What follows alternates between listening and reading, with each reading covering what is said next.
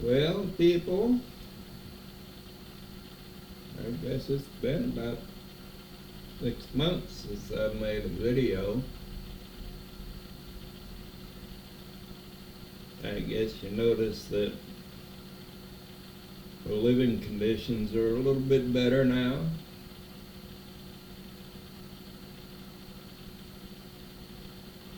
Unlike Jody, my PCA comes in and cleans every day and cooks me a meal and cooks me one for later if I want one. She goes and does my shopping. And life's pretty good now. You want that cabin, Jody? You got it.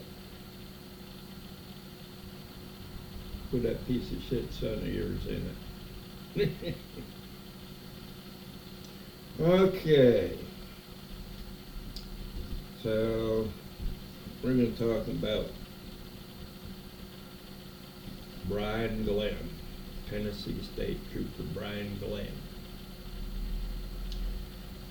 And we're going to give a little rundown on his entire life. Yeah, we don't care about police career. Really talking about elementary school on up. It all fits together.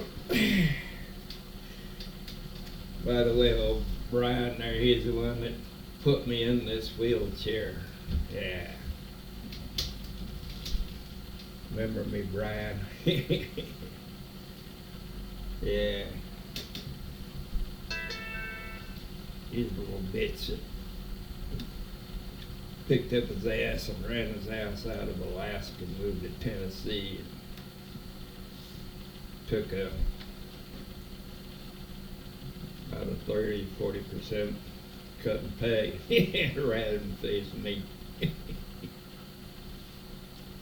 So anyways,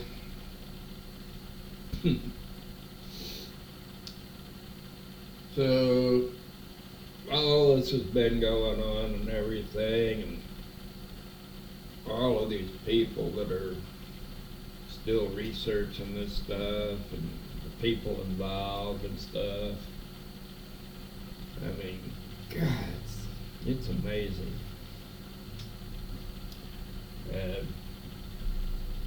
Now,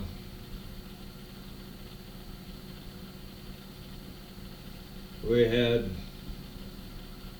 one person come by and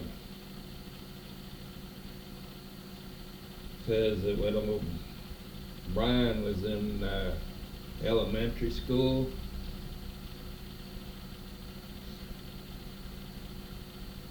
he and his brother used to get picked on a lot. And now his brother Benjamin, he was a weak one. Brian was a strong one.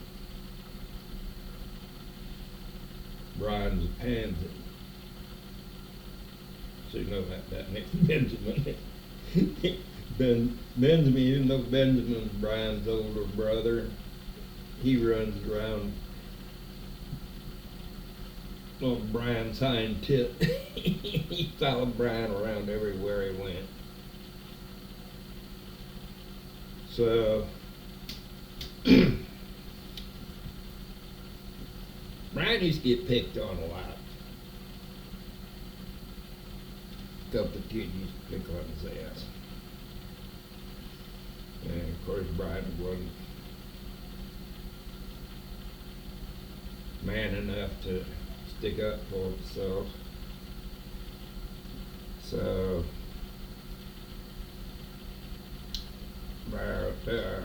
let's see, when was it?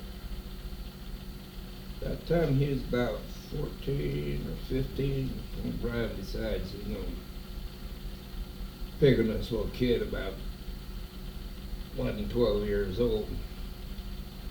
So he slaps his kid around a little bit. Not terribly, but a little bit.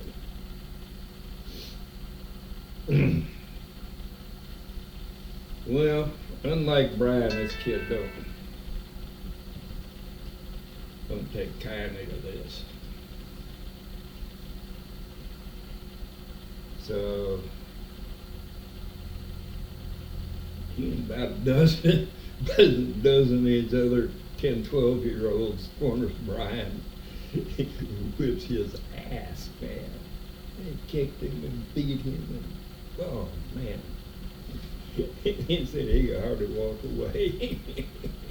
He was crying and begging him to stop. Boy, just oh well. So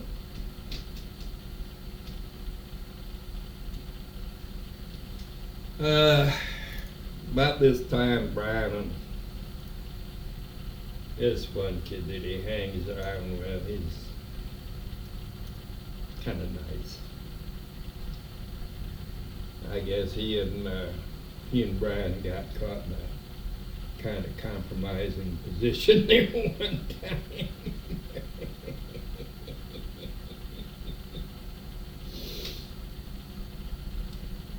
Well, let's see.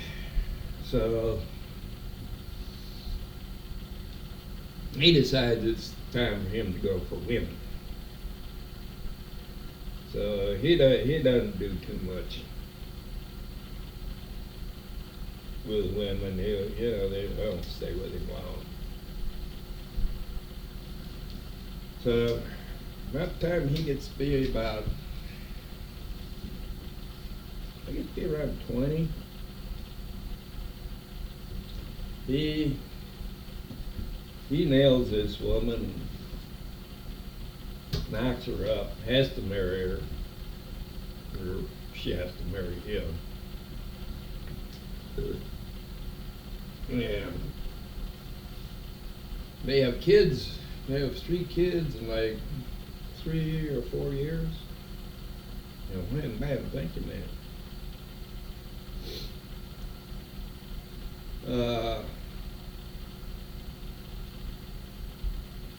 So they pop out 3 kids, and by this time she's had enough of his ass. He too violent. He don't let her discipline the kids, and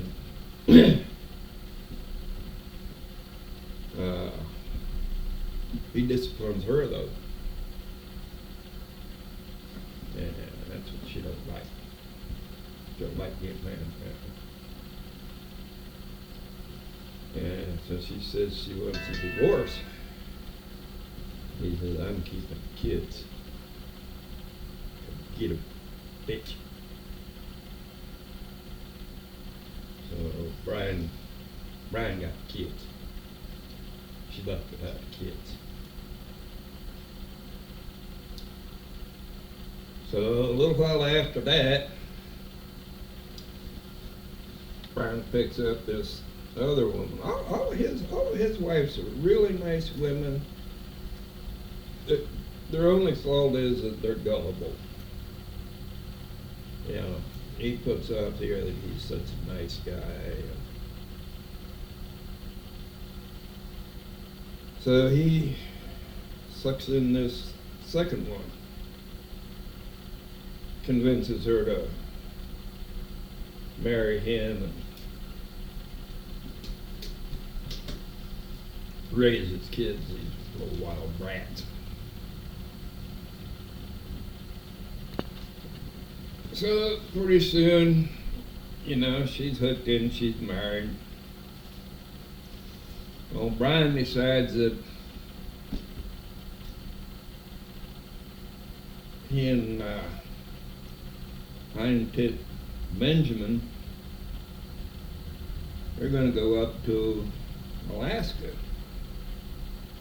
be cops.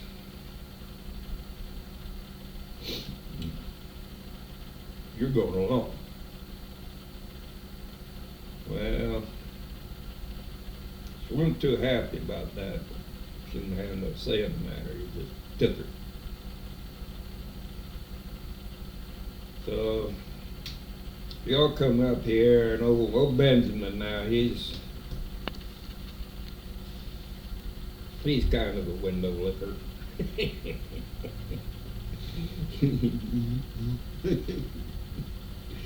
Yeah, well, he didn't have enough of it to be a real cop. So he got a job as a security guard up here in Alaska. And so he's a security guard, and O'Brien's he's going through about 6 months or so of trooper school. So, or he's going to school.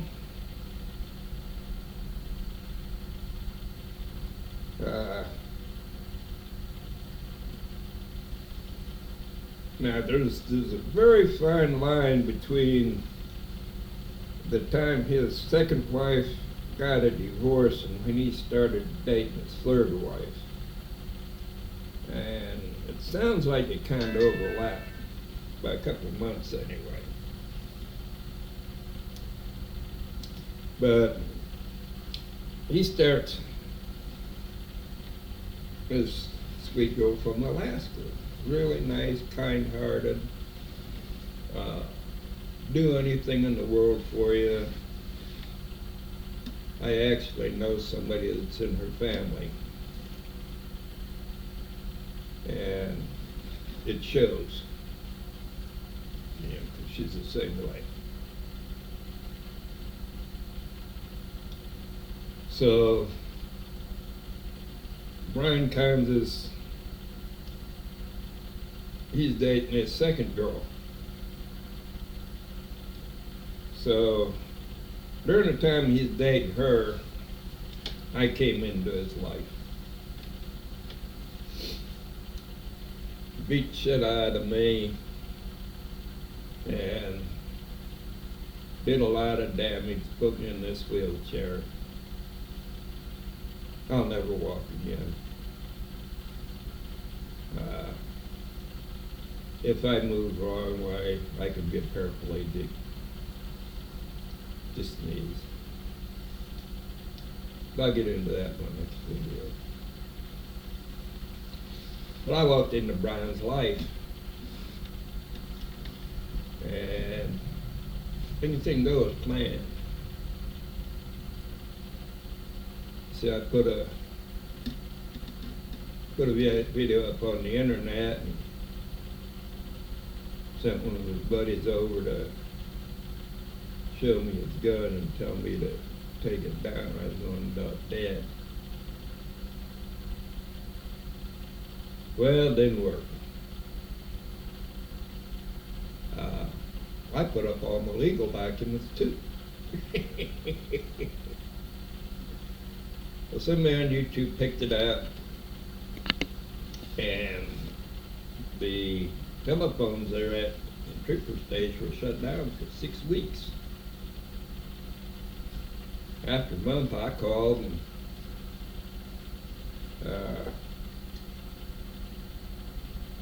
took me 4 hours of that busy signal. Man, I ain't never got a busy signal in Alaska. 4 hours continuous busy signals. Lady answered the phone. She didn't say, Alaska State Trooper Soldotna, how may I help you? No.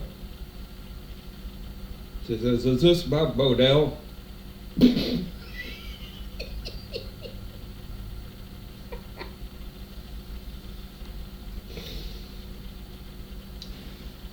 So it finally gets to the point where old, what's his name, Michael's Weifeld.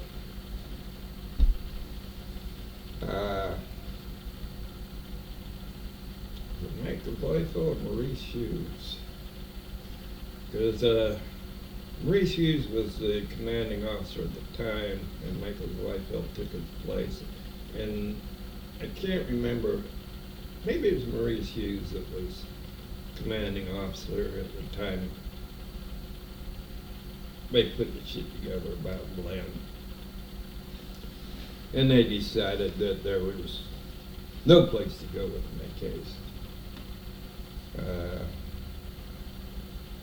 Their only option was to get rid of Brian Glenn. So I tell O'Brien, he says, we're fixing to get a warrant against you for assault on Mr. Bodell. You better get your ass out of the state. So O'Brien, there's a girlfriend there now. He needs. She's already helping him with these kids, right? And they are just horrific little piglets. Wow, swine.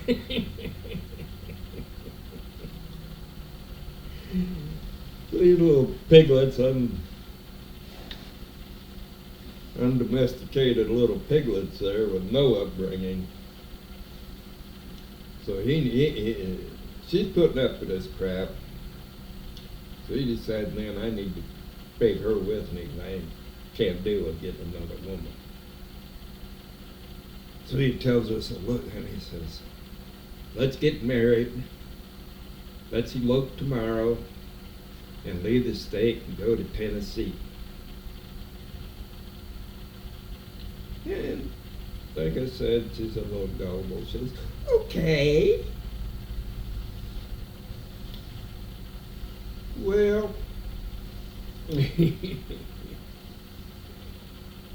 yeah, so she wants to be able to say goodbye to her family. So Brian said, okay, well, we'll have a bonfire out here in the yard and invite your family over. And say goodbye. We'll leave them tomorrow. So they invite his family over for this night before they elope and leave the state for this little bonfire. And O'Brien shows up like he always does. They've never seen him dressed any other way. In his trooper uniform.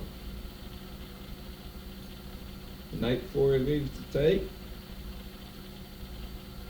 he don't work for the troopers no more. He wearing his uniform, wearing his badge, wearing his gun.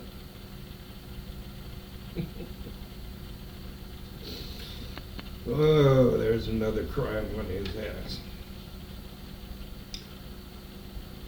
So,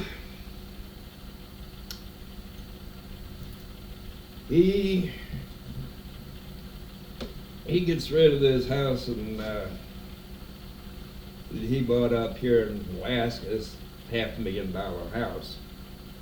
Since he hadn't even had it a year, like 10 months he's had it. Yeah, he needs to sell it now. So somebody lowballs him. I forget how much he lost. Probably lost it. And in fact, I believe he ended up owing the bank yet on it. So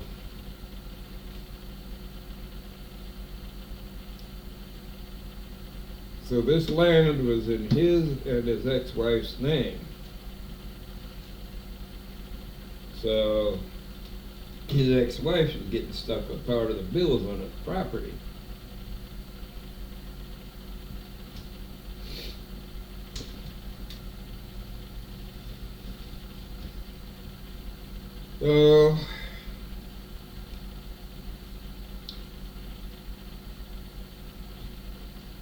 So Brian cons this really sweet Alaska girl into marrying him and taking off down to Tennessee. And everybody's pretty sure that they don't know about me.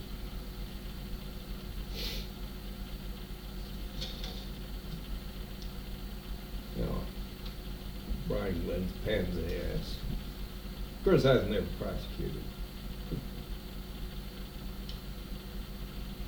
So and moved down to Tennessee. Well, at the same time Brian Glenn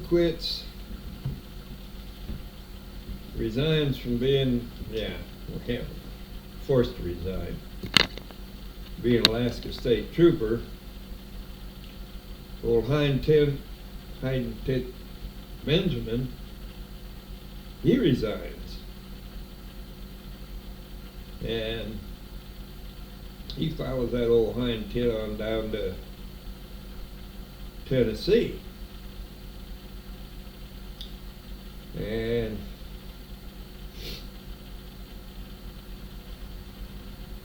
he gets him a job down there in prison. You can't be a cop not even in Tennessee. Well, Brian is going to trooper school,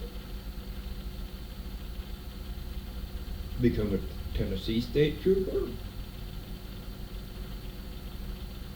at a 30 or 40% cut in pay. Now, Brian had to leave the state.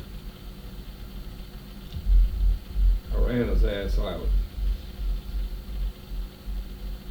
But I didn't know about Hind Tit Benny. Good that.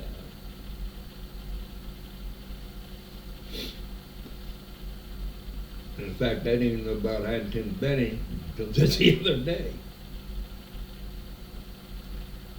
So, Hind Tit Benny, he didn't have to leave the state. He just had to follow that Hind Tit.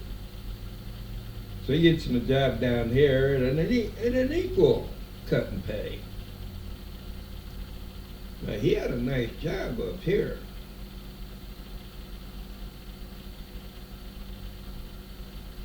He was making as much up here in the prison as Brian is down there in the state trooper.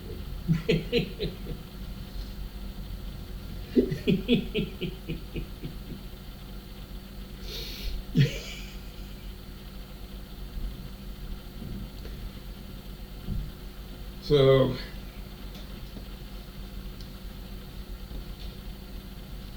we get down there, and old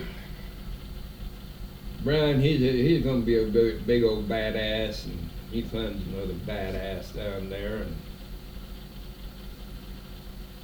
they do an armed weapons drawn home invasion. No search warrant, guns drawn. And then there's been a lot of question about Brian being racist. I forgot to tell you that somebody down in high school there said he was very racist. Now,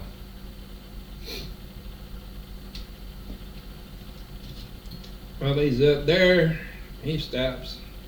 He's going down the road, and the black lady's going the other way. He sees black lady. Man, he zips around, turns around, stops her. And he stops her for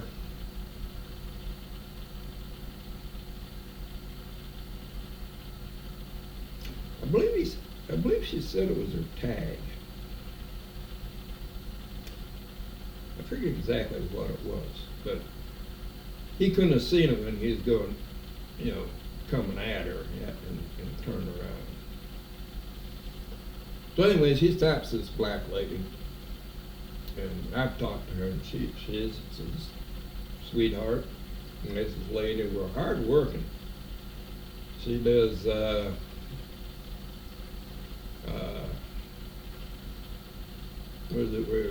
food delivery, Uber Eats maybe, or something like that.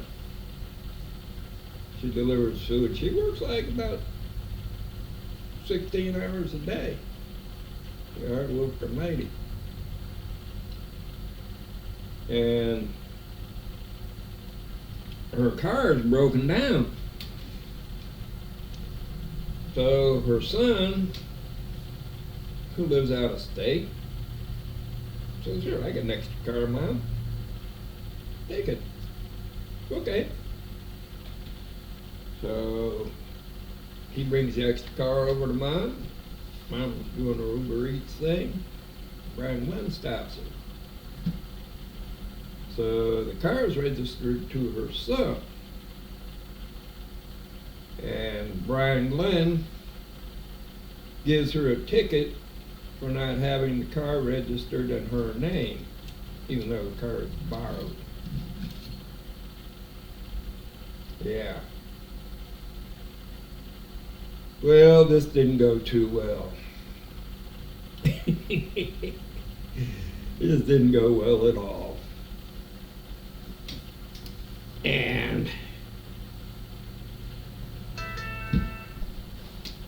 so they go to court.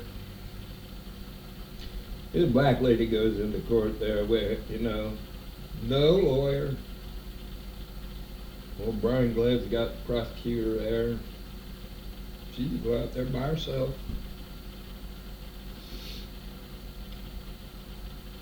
And they go all through all her thing. And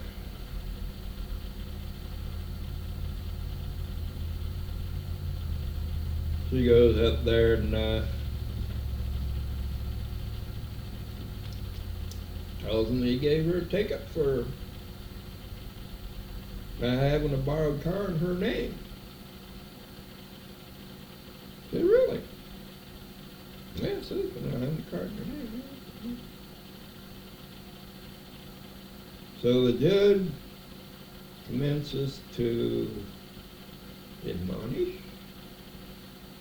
chew his friggin' ass out in front of the court. And old Brian's got his chin on his chest the whole time. My chin's on my chest because I got a broken neck. I'll show it to you in my next video. Well, the time judge is chewing his ass, about 5-10 minutes, I guess.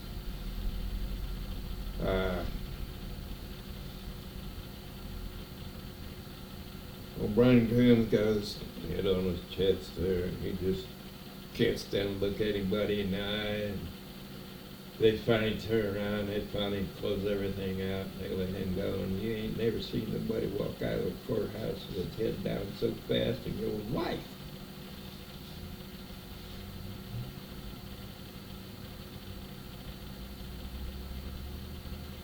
Well,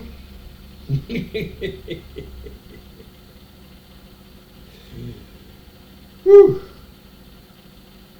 I don't know. I wonder if that ever goes any farther.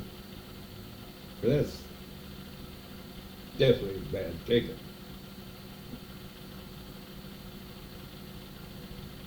So everything's going along, and there have been several websites about me.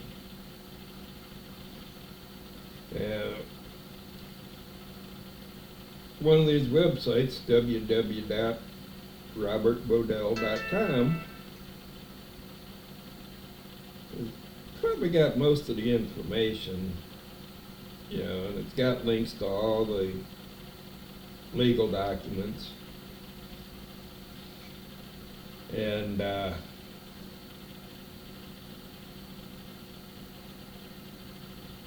this is put up there by some of the people that are watching my case. And they're putting it up, it's kind of a timeline there. So when I get up there on Brian Glenn's page, now there's 3 people that were in prison with his brother. One of them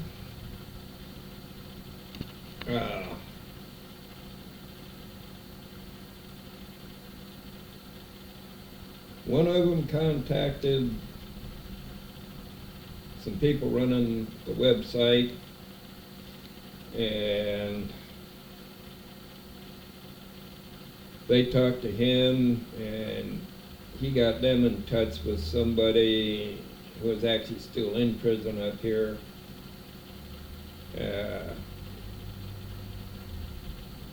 I guess it was 3 people altogether, and they all got the same story about Brian and Hind-Tit Benny.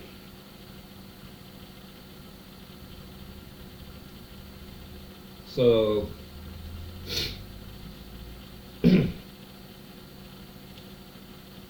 old Hind-Tit Benny, he runs across it. It's been up there for a year. That's how slow old Hind-Tit is. Been up there for a year, I guess. So Hind-Tit there, he gets a hold of me.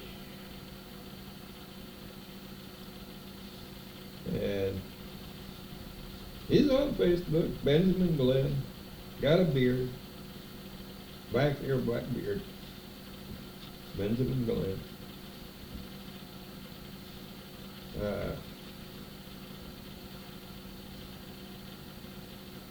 So he gets a hold of me on Facebook, tells me to take this shit down. So I tell him, if you're talking about what's up on www.robertbodell.com, I said, I don't own it, it's just about me. I says, and if I did own it,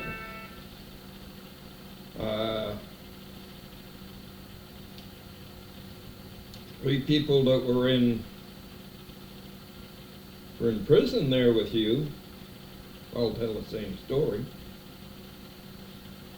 So no, I'm not taking it down. I couldn't if I wanted to. And I'm going to ask the people to take it down. She said, well, I'm going to sue you. So,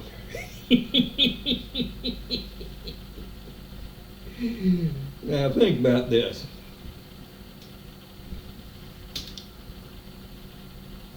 Well, Hind-Tit here, he's down in Tennessee making about, 20, 30K, maybe something like that, at best, in a prison.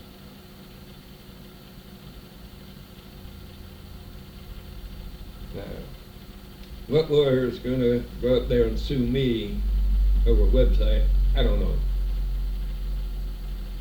So, for him to do that, he's going to put out the bucks up front. Where you going to get it, Hind-Tit?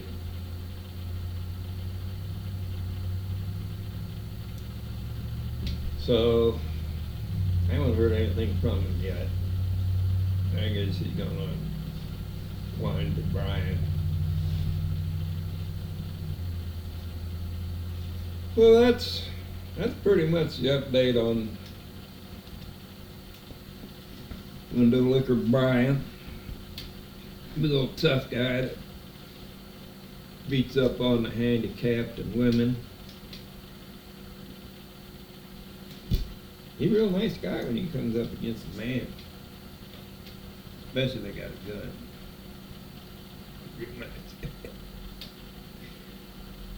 He finds a weakness, so I hear tell he's already beaten a couple of people down there, Tennessee.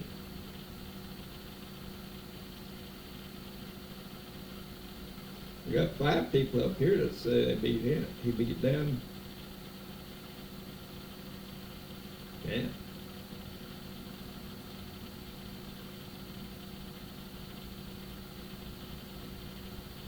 Two of them afraid to come out and speak out against the troopers because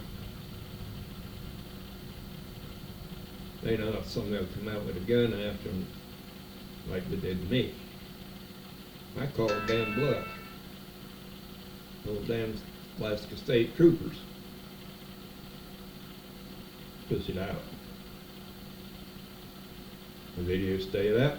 What's up the legal documents up?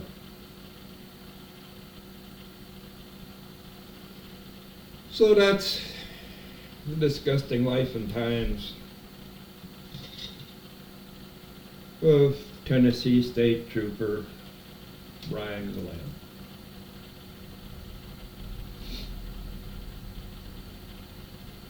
Okay, and I'm sure that Ryan, you'll be watching this. Piss off, pig.